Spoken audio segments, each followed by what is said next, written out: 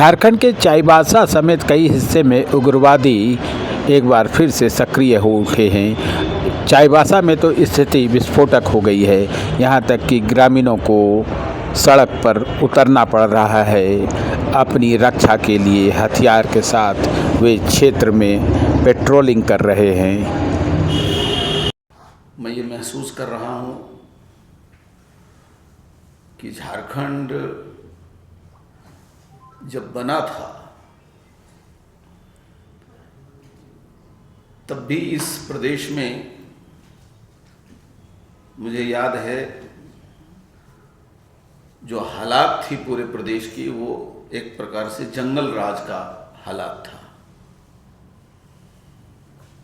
तब हम लोग बिहार से अलग हुए थे और बिहार में आरजेडी की शासन काल में अधिकांश उग्रवादी झारखंड में शरण लेकर और यहाँ नरसंहार भी कर रहे थे और यहाँ की आर्थिक तंत्र को पूरी तरह से बर्बाद कर दिया था। आम जीवन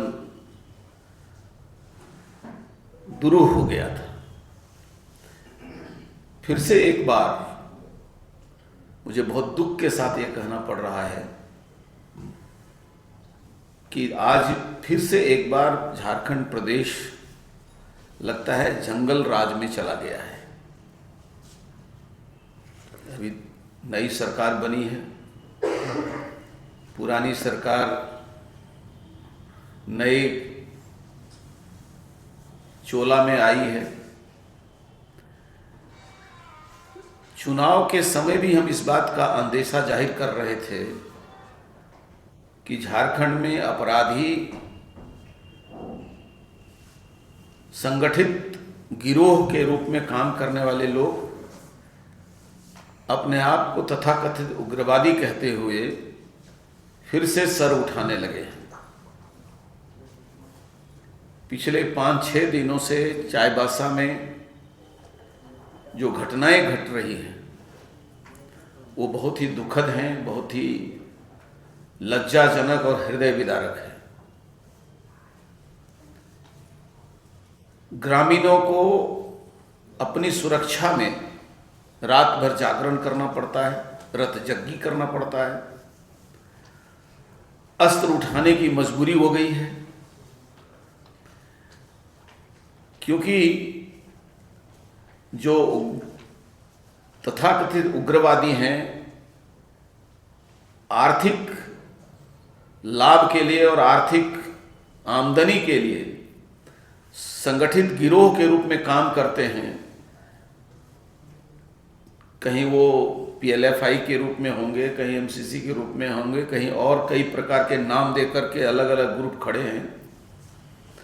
चाईबासा में पहले ग्रामीणों की हत्या हुई और ग्रामीणों के जीवन असुरक्षित जब हुए तो गांव की हृदय विदारक दृश्य से विह्वल होकर नौजवान खड़े हुए और गांव की सुरक्षा करने लगे।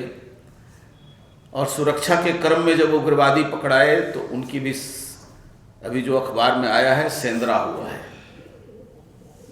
इसके पहले चुनाव के तुरंत बाद और रिजल्ट के पहले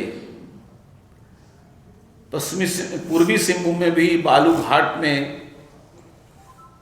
इसी प्रकार की हिंसक वारदात हुई और 2 लोग मारे गए थे। आपको पता है कि लातेहार में रेलवे लाइन बिछाने वाली कंपनी के हाईवा जला दिए गए, जेसीबी जलाए गए। रांची जिले के और चतरा के बॉर्डर पर कुलवरी में हाईवा जला दिया गया। पांकी के जंगल में उग्रवादी अवैध अस्त्रों के साथ पकड़े गए। वहाँ भी एक व्यक्ति की हत्या हुई जो नामी उग्रवादी था, जिसके ऊपर दर्जनों केस थे। भारतीय जनता पार्टी के नाते हम ये महसूस करते हैं कि बड़े अथक परिश्रम करके और झारखंड में अमन चैन की जिंदगी हमने लौटाई थी। उग्रवादी सहम गए थे, भाग गए थे, अब फिर से सर उठा लिए हैं और पूरे झारखंड में एक प्रकार से कोहराम मच गया है और जंगल राज का याद दिला रहा है। अभी मयूरभंज जिले के 2 नौजवान का अपहरण हुआ। टोटो